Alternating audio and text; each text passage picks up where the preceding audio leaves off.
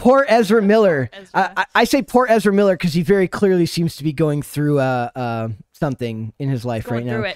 Whether that, I mean, I've gone through plenty in my life. It never resulted in me choke slamming women. Oh my gosh, what? I would hope not. Yeah, who does that?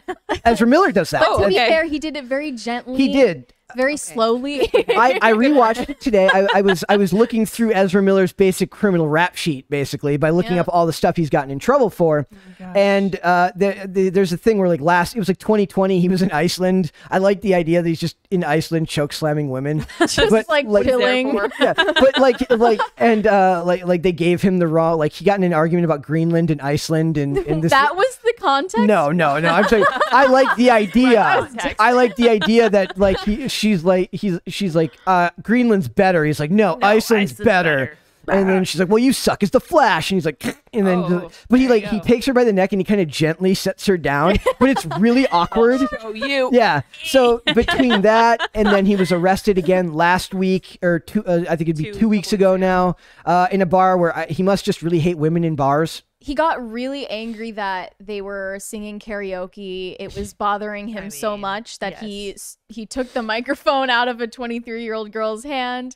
And then he also lunged at some guy who was playing darts in another part of the bar. Okay, the karaoke, I understand. So my question is, playing darts. That's not nice. Having it. But it's like, if you want quiet, go to a library, bro. Bar's not like, good for what him. are you doing? the question is, what song was on karaoke? Like, you know, if he's singing Bon Jovi, Dead or Alive, that's fine. But if it's Toto, Africa, you know, he's liable to flip. You know, his least favorite song. Like every bar he goes to, like there's just one song that just sets him off, and nobody knows what it is. Yeah, he won't. Like his manager's like trying to figure it out, like so he can go in the bar ahead of him. And be like, look, nobody put this one on. Song. Yeah. So this article says, is Warner Brothers really looking to replace Ezra Miller as the Flash? So in all of these instances, everyone keeps asking how the hell he's allowed to get away with this. Johnny Depp fired. Henry Cavill, they won't even give him a new movie, and he's like a saint compared to most people. Yeah. So I ask what's with the selective enforcement? I think I know. I do too. Do you have an idea? He's a quirky they them soft boy. Exactly. With long brown hair. That's right.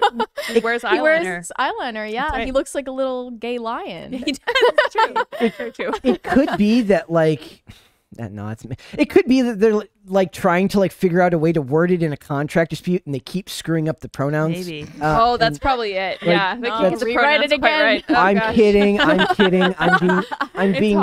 joking. He's joking. a they them though. Yes. Well, no, I screwed up every time, so I'm gonna try my best with this article. First name only, man. So, but that's hard. Like we did one segment where like Demi Lovato came up and she's they them, and I had to just give up like halfway through. She's they them. See, exactly. It doesn't work. I know.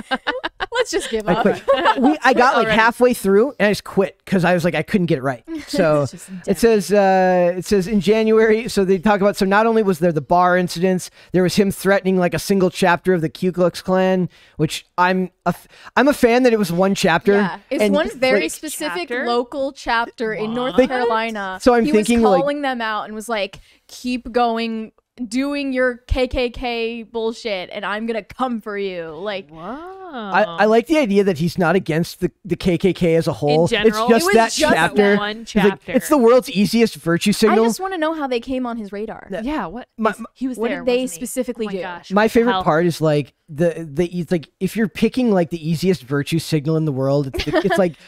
We don't like the KKK, it's like, guys. there isn't. God, nobody likes them. As if there's a person who's like, come on, man. Like you're not giving them a shot. Let like, people enjoy things. There's nobody doing that. Yeah, literally like, no one. No one. Like it's like saying I'm like murder's bad. Whoa. And then somebody's like, hey. Sometimes. Slow your roll, Brett. Sometimes okay. hot take here, but sometimes murder. Yeah. Like that's not. Nobody's doing that. But that's the world we live in now, where it's not enough to just be a good person. You need to be be exalted and told you're amazing for being a good person. We now celebrate doing the bare minimum in society. Yeah, it's easy. So it says, okay, we're going to go past his message to the chapter of the KKK. Oh, gosh. So it says, so they're talking about, they talked to John Campea from, he was formerly of Collider back in the day. And he says, like, he emailed, like, a source he had at Warner Brothers, like, he's going to do anything about this guy? Like, what if there's a woman singing Africa from Toto on set? Like, yeah, what the heck? The lawsuits could be incredible. So when stuff was going on, this is a quote from him. It says, so when stuff was going on last week or earlier on in the week with the Ezra Miller stuff, I wrote to somebody I knew at Warner Brothers and just asked, hey, is Warner Brothers going to do anything about this? Are you going to address this in time? Is there a possibility you're going to part ways with Ezra Miller? Can't be revealed. Not really expecting anything to hear anything back. And then last night I got a response. It says, well, it's anyone's guess. It says that the person just said, we're discussing options. Yes, that so they're like, what? And there is a way there's absolutely a way they could do this. I mean, the Flash movie's already like finished, I believe, or at the very least it's in post production in reshoots. Get them out. It's supposed to be coming out, like, it got moved again from like this year. It was supposed to come out like right? Yeah, it was supposed to come out this year. Now it's been moved to 2023. Oh. And before that it was 2020, and before that it was 2018, and before that it was 2016. So I mean, for the irony being that for the world's fastest man alive, right? being the slowest movie very ever made, ironic. And the slowest to bring a woman Yes. to the ground Yes. by her neck. Very slow. he did not harness the speed force when he did that. You're correct. And Showed great restraint. Yeah, good for him. there's ways that they could do this. There's a famous comic book storyline called Flashpoint Paradox, where basically because Barry is a douche, he resets the timeline and ruins everybody's life, and he could come back as a different iteration of himself, and just a different actor could be playing it. It's part of the creative bankruptcy that is like multiverse thinking in these things, where they can just bring people back as different actors, and they're like, this doesn't make any sense, like, but multiverse. Yeah, it's kind of like how they do time travel, like, but time travel. And they're like, I don't know what that means. Deus Ex Machina. Yeah, it's a Deus Ex Machina. So they could bring on, if they wanted to bring on Grant Gustin, who looks so depressed to play the Flash now because it's in like season 9 and he just looks exhausted. Oh. Oddly enough, he's probably been running long enough. He's like ready to call it quits. But they could recast someone if they wanted to. But yeah, so there's all these charges against him. I brought it up. I would like to see them do that, and they're already in this process because like they're already talking about how they're going to remove Henry Cavill as Superman, which is the saddest thing alive, considering I'm as close to a Henry Cavill stan he's great as a fan can get. Given that he's like the ultimate in like respect for the fandom and like does not treat people that love these properties with disrespect like a lot of the people that do. Yeah. He's very like, he is a huge gamer. Like he was a huge fan of the Witcher games before cool. and the stuff before he did the show. When he got cast as Superman, he missed the phone call telling him he got the role because he was playing World of Warcraft. Oh my gosh. So he's like a certified what a nerd. There's a really great meme. It says like, it's like, girls, I like I like geeky guys. And it says the geeky guys they like, and it's a picture of Henry Cavill like flexing as he's like building a computer. That's great. So the rumors are basically that Henry Cavill will be replaced by Supergirl. Superman will be replaced by Supergirl. In the DCEU because they're replacing everyone with strong independent women, as we know. I held my restraint. I didn't even say women. Good for you. Stunning, proud and brave. of you. It is stunning. And it's very stunning. It's very brave. I guess it's a little bit different here because at least they're not calling him Superman and just making a woman be Superman. I mean, Supergirl is an actual character, I guess, but it's still a ripoff of Superman. Yeah. But there's all like, I would rather see them just bring Wonder Woman into everything because I love Gal Gadot. Despite I like her too. Despite her inability to sing John Lennon or in choosing such an awful song.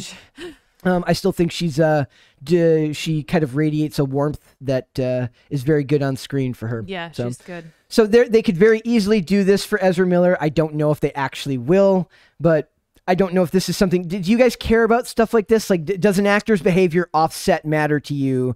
Or it doesn't have to be acting. In anything like this. Like, does the fact that Ezra Miller seems to like to choke Yikes. I don't know. What do you think? That's an extreme example. If an actor gets into trouble, we'll just say general trouble, does that affect your ability to watch their stuff or to engage with their... with I their think brand. I'm pretty good at separating art from the artist, unless it's coming through on camera. You're gonna have to learn how to do that here, my friend. Because that is, I mean, I'm a fan of Blood on the Dance Floor, and that's you kind of have to forget that they're pedophiles. Oh yeah. Oh boy. I didn't know that. I don't know who they are. Yeah. Interesting. That's there's definitely like artists who like their politics are just awful. Like I love Ron Perlman's acting. Ron Perlman on Twitter can go kick rocks. Like I have a hard time divorcing the art from the artist. I try my best. Like, I try hard. What I found a really unique aspect of that is like when it's like something of theirs older, before I knew what their stuff, what their politics. Or maybe they didn't. It doesn't have to be politics. Or before I knew that they were a bar woman choke slammer. I'm likely to give them more leeway. Like Ron Perlman, the best example is Sons of Anarchy. Is an incredible show that I still will rewatch a couple of times. A couple of episodes a year. I'll put it on. And he's great in that. He was okay in Hellboy. That wasn't really my thing. But like for a lot of actors, the other example I always get is Kirk Acevedo, who's like a television actor. He's very journeyman, meaning like if you've watched any amount of television, you've likely seen him. He's got a very distinct. Like Hector. Yeah, he's a lot like Hector.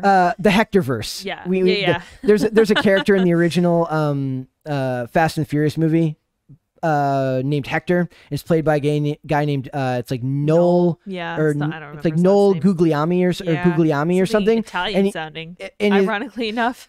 And he's played Hector, a character named Hector 9 times. Yeah, like in his life. Movies. And he's great. But like Kirk Acevedo he's got this really like unique raspy voice that I guarantee you've seen him or heard it. Yeah. And he has just his politics are just very like it's not even that they're like not mine. It's that they're not just not mine, but they're also super basic and like Nazis are bad. It's like we know that. If you're anything but extremely far left politically, you have zero choice but to separate the art from the artist. You're forced to. They struggle with it a lot more.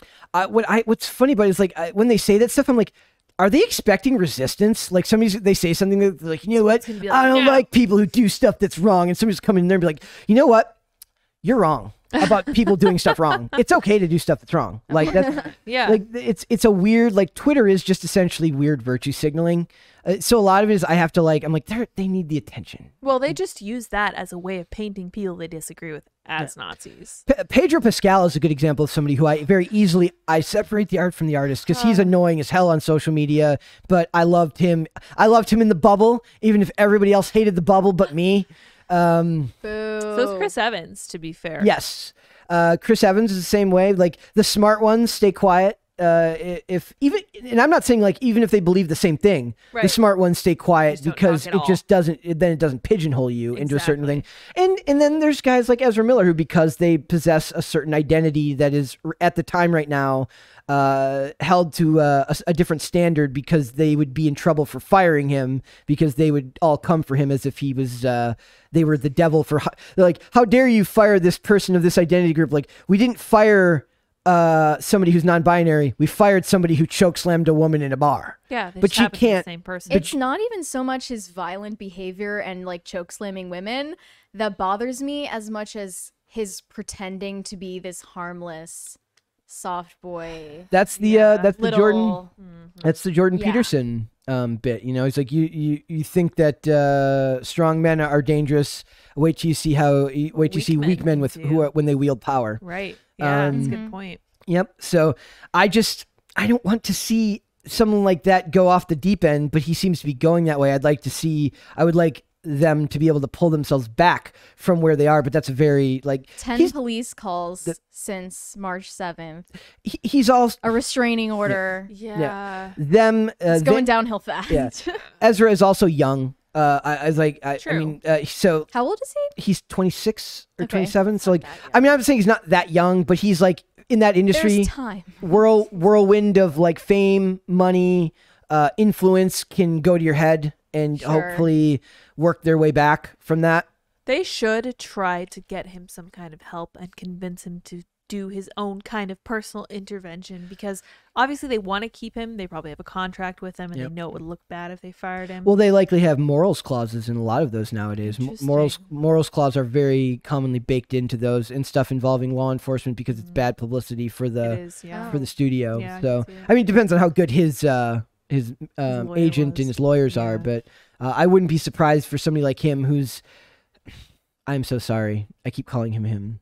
They. Ezra. I apologize. I'm literally trying to make it seem that I'm not doing this to be rude. It's just it's rooted in how I'm speaking. So contracts like that tend to be very one-sided if they have enough money and power and influence, but he's pretty young, so he might not have that much sway. And for something like DCEU, where you're signed on for multiple movies and multiple projects, you're going to be held to a different standard because they know they need to keep you around for a long time. So they might have more stringent requirements of him. So hopefully they do that and they find out, they're like, you know what, we don't want to fire you. It may not be politically fashionable for us to fire you, but you're costing us money and bad publicity right now. Hey man, cash rules. Yep, it's a money industry. So yep.